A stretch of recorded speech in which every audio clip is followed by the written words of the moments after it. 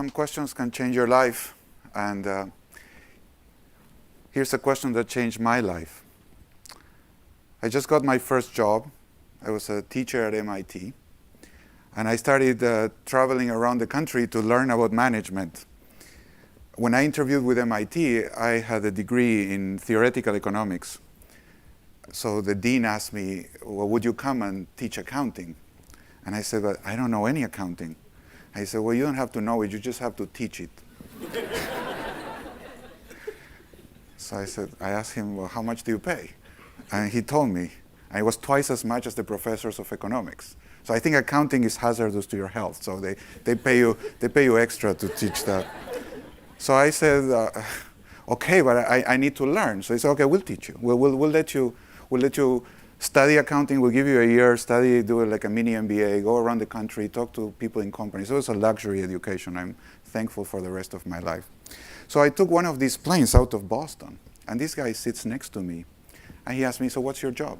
Typical thing people ask when they sit on a plane. And this question, like one of these seeds, stayed in my mind until today. And it has grown. And as it grows, I don't know if you've ever seen a mountain that you have these rocks, and then there are these little shrubs that come out of the rock, and they break the rocks. The roots are so powerful that they just crack the rocks around it. And this question, over 30 years, has lodged here in my mind, and it has lately just broken my life. It really has just shocked me to no end. So I want to share this question with you, and hopefully in 20 years you'll still be blaming me for ruining your lives too with it. But I like to imagine you just sat on a plane today, now, and the person next to you don't know them, and they just turn to you and they say, what's your job? What would you say? In one sentence, what's your job?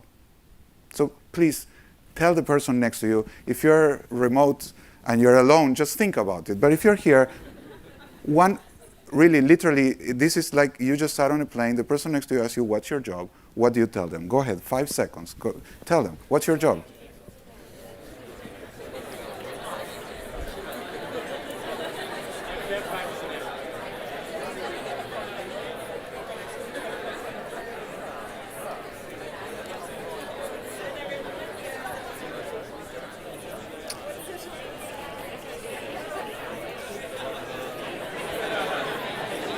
Okay, please pay attention. I have some security announcements. This is how you click your seatbelt and all, for those of you who don't know how to do it.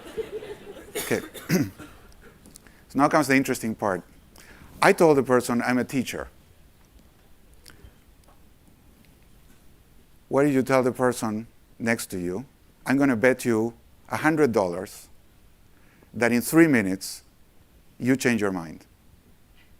How about that? How many people would take that bet? In 3 minutes, you will change. This is not for people that have heard me say this before, but I can recognize some faces.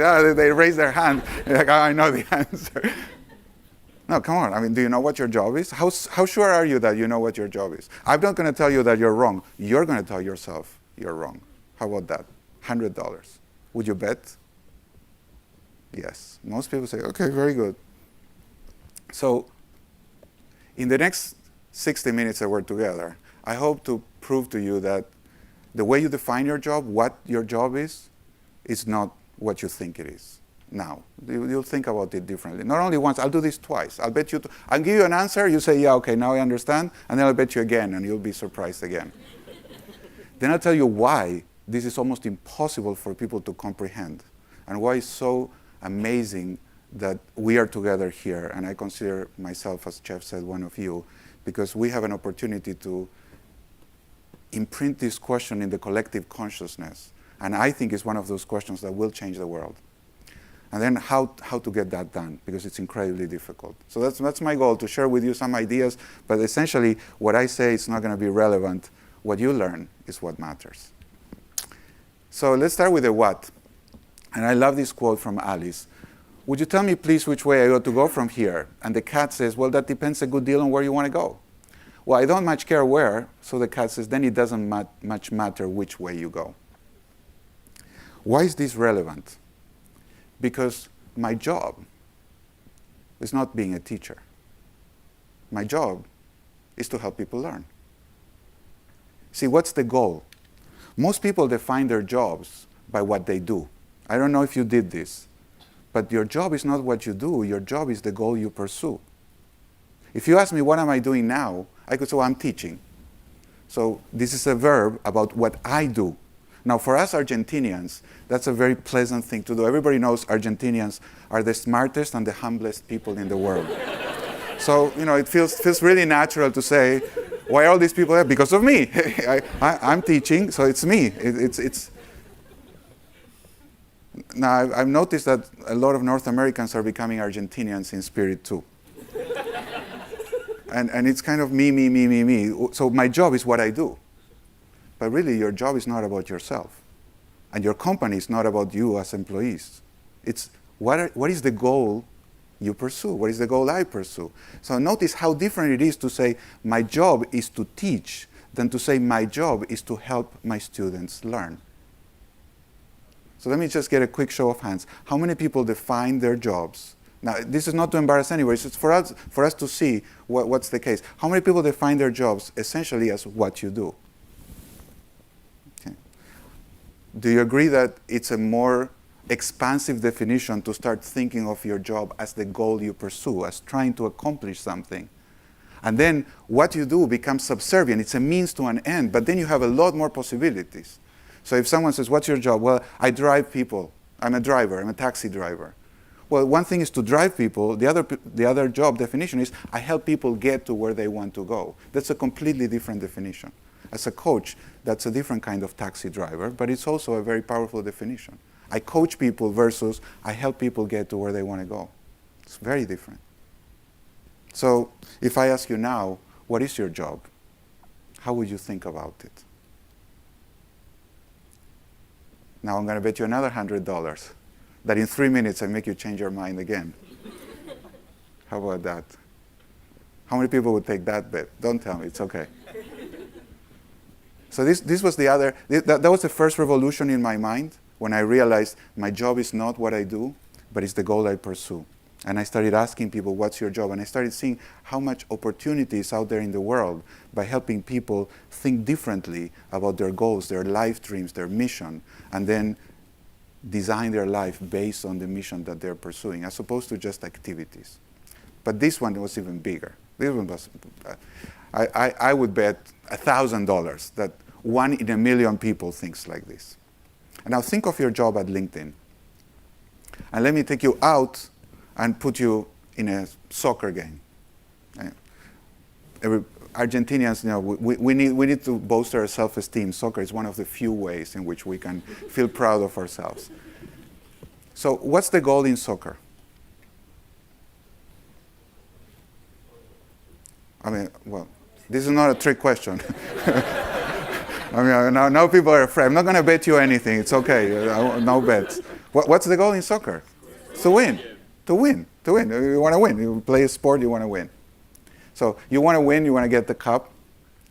Now, what's the job? This is the key question. What's the most important job? What's the primary job of every member of a soccer team? What is the job of every soccer player? To help the team win. Let me say it again. The job of every soccer player is not their goal. They have to subordinate to the team in order to win. Let me put this again. They have subordinated their individual goal to the goal of the team in order to win. No individual player wins the game, not in soccer. The team wins or loses together. It cannot be the case that if we're in the same team, I win and you lose. We do it together. So would you agree that the job of every soccer player is to help the team win? Is that fair? Would you agree? Now, you ask most players, if I tell you, oh, I'm a goalie, what's your job? What would you say is my job if I tell you I'm a goalie? I mean, the typical person, what would they say? Stop the ball. Is that my primary job? What's my real job? Help the team win. If I'm a defender, what's my job? Help the team win. If I'm an attacker, what's my job? Score goals? This is a trick question. I'm letting you know. What's my job? If I'm an attacker, I'm Maradona. What's the most important thing Maradona can do? Score goals? No. Help the team win. If we are winning 1-0 and there's 5 minutes left, and the coach says, go back and help defend the goal because we're winning. Imagine an attacker saying, no, that's not my job. My job is to attack and score goals. I'm not going to go back. Do you want a player like that in your team? I wouldn't. As a coach, I don't want to play. I want everybody committed to help the team win. That is the primary job of every player. It's not the goal of your position. It's the goal of the team that is superior to the goal of your position. Do you agree with this so far? What's the goal of every member of a company? What's their job? What's the primary job of every person in a company? Help the team win. Help the company win. This is not a trick question. I gave you the answer. This is the only job. This is the only job that makes the difference. Now, the way you do this job may be attacking, defending, IT, security, whatever, finance, accounting, marketing, sales. But those things are not your job. What's your only job? Help the company win. Let me just check. How many people said, my job is to help my company win?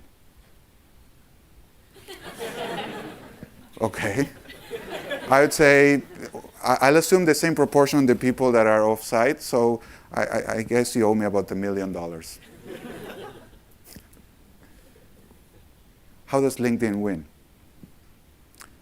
And this is what I love of the conversation I had with Jeff 5 years ago, and it's still resonating in my mind, is by creating economic opportunity for every member of the global workforce. That's the only job. That's the first job. It's the only job. Everything else is to do that, and to do it profitably, sustainably, ethically. But this is how you win. This is if we were playing soccer, this is the scoreboard. Are we doing this? And it completely changes the way you think about your job. If you start thinking, how does this action go all the way out to help create economic opportunity for every member of the global workforce? Suddenly, even programming or preparing coffee or anything could be, how can this help every member of the global workforce have a better life through economic opportunity? And it radically changes. I'm proud to be here because I hope that the conversation we have today will help every member of the global workforce. It may sound a little grandiose, but it's not grandiose. It's a small, I know it's a very small contribution, but that's what we're all doing every day. You are doing this. I feel proud to be with you doing this together. It's a completely different way to think about my job.